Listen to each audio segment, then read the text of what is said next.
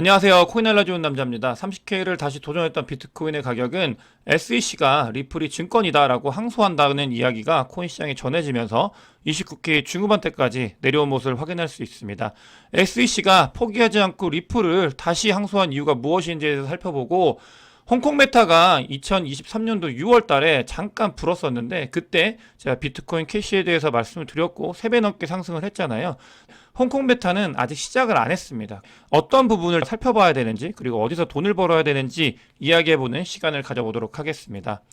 먼저 비트코인 CVD 자료상으로는 리플이 다시 항소가 된다는 소식이 전해지면서 비트코인의 가격은 빠졌지만, 보시게 되면은 이 고래들 같은 경우는 포지션을 그대로 유지하고 있는 모습을 확인할 수 있습니다. 이렇기 때문에 일부 하락한 거는 이 소식 때문에 하락을 한 거지 큰 변화는 없다, 이렇게 보시면 되겠습니다.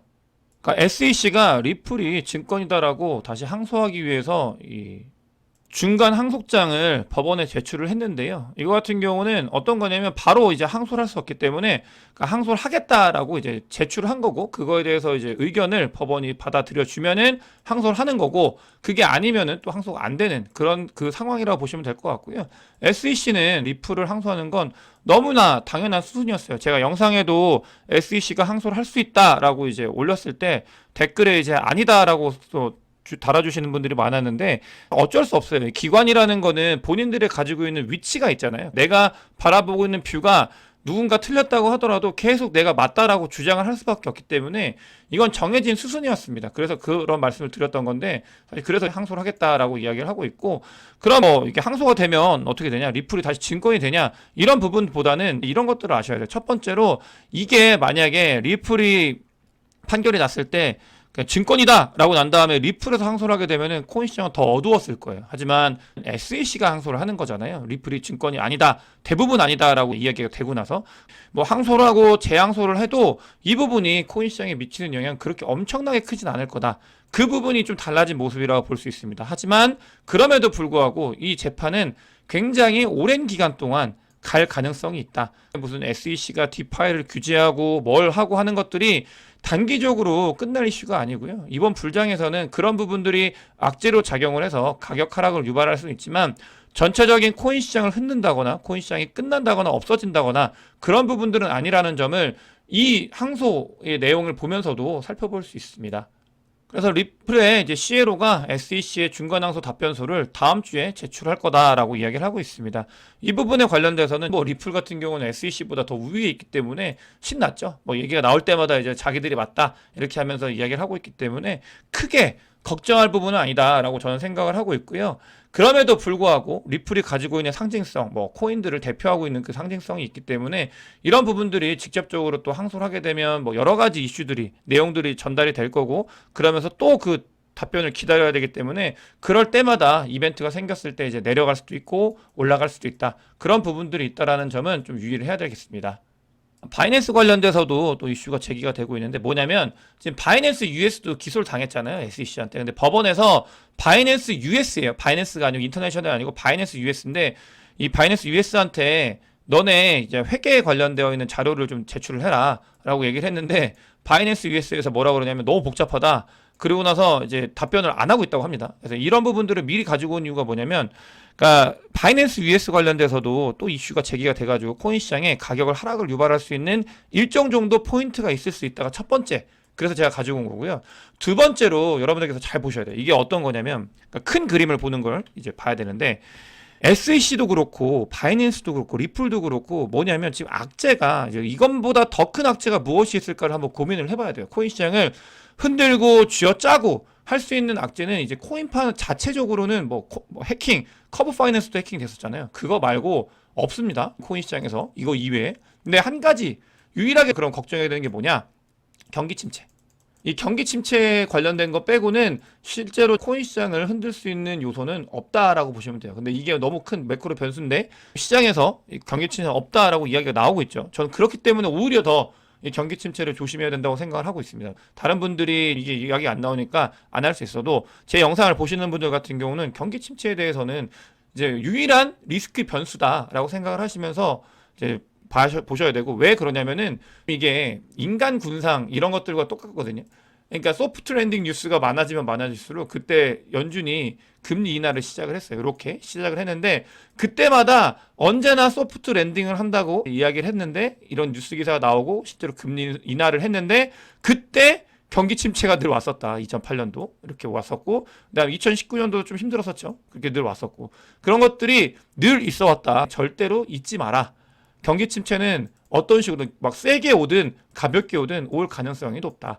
저는 이거에 좀 무게를 두고 있어요. 굉장히 아직까지도 그런 부분을 믿고 있고 그러니까 완전히 그냥 끝나는 아무런 일도 일어나지 않는 거는 없다고 생각을 하고 있기 때문에 적당한 경계는 필요하다라는 말씀을 좀 드리고 싶습니다.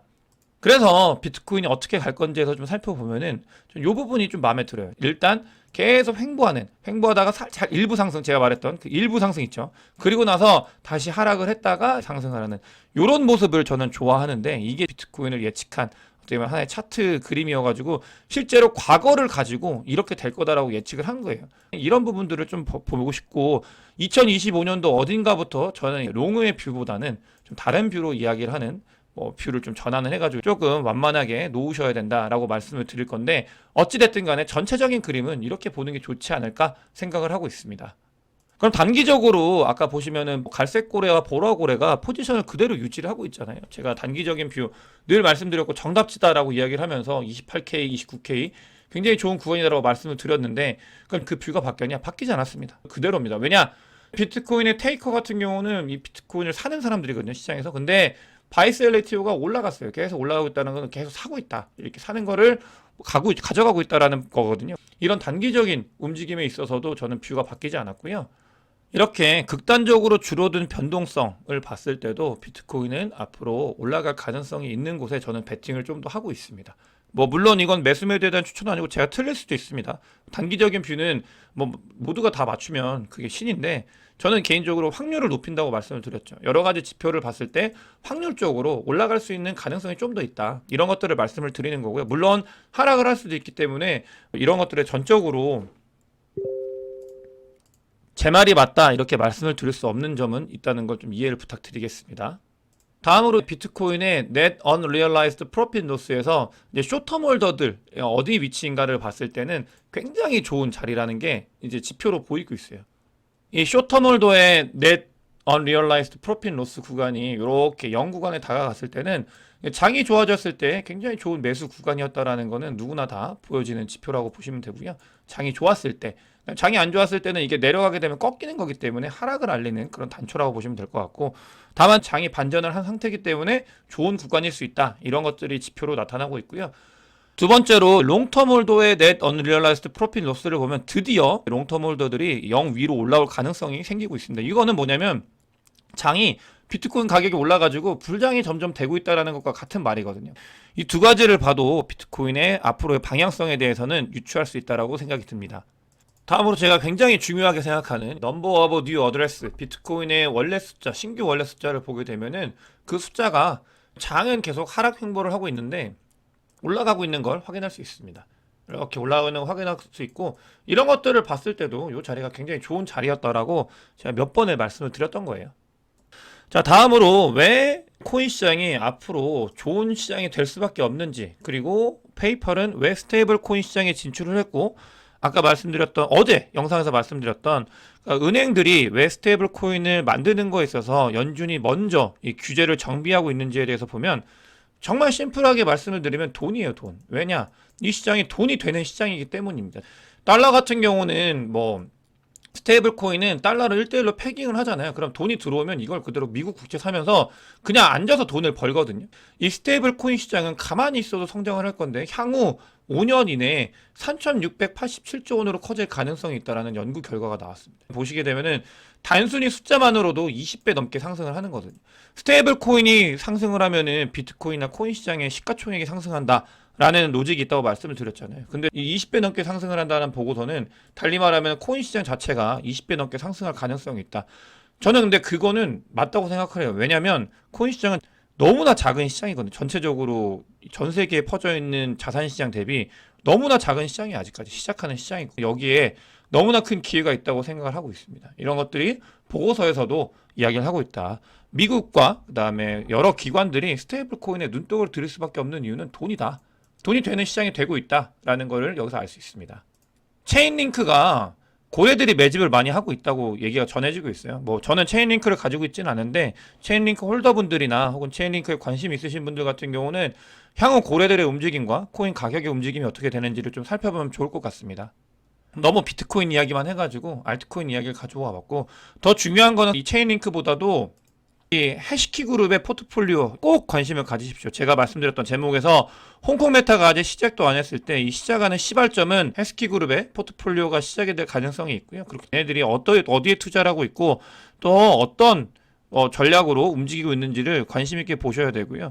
왜냐하면 홍콩의 첫 번째 리테일 라이센스가 나온 암호화폐 거래소를 해시키가 가지고 있습니다. 여기서 무엇이 상장이 되고 어떻게 거래가 되는지는 너무나 관심을 두셔야 되고요. 아직 홍콩 메타는 시작도 하지 않았다는 말씀을 드렸습니다. 이 부분에 대해서 영상으로 담기에는 시간이 짧기 때문에 라이브 때 더 구체적으로 안내해 드리도록 하겠습니다.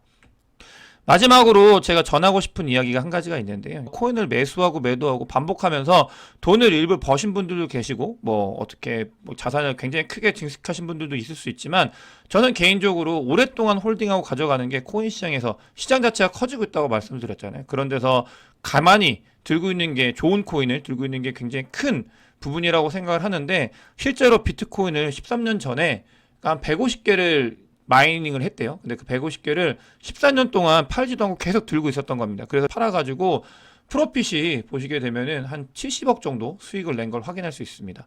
너무나 큰 수익이죠. 그러니까 이게 너무 극단적인 케이스일 수 있는데, 이건 제가 무슨 말을 하고 싶은 거냐면, 이 사람 같은 경우는 150개를 가지고 있는 걸 알아요, 본인이. 근데 13년 동안 팔지 않고 계속 홀딩해 뒀던 거예요. 그만큼의 수익을 얻었다.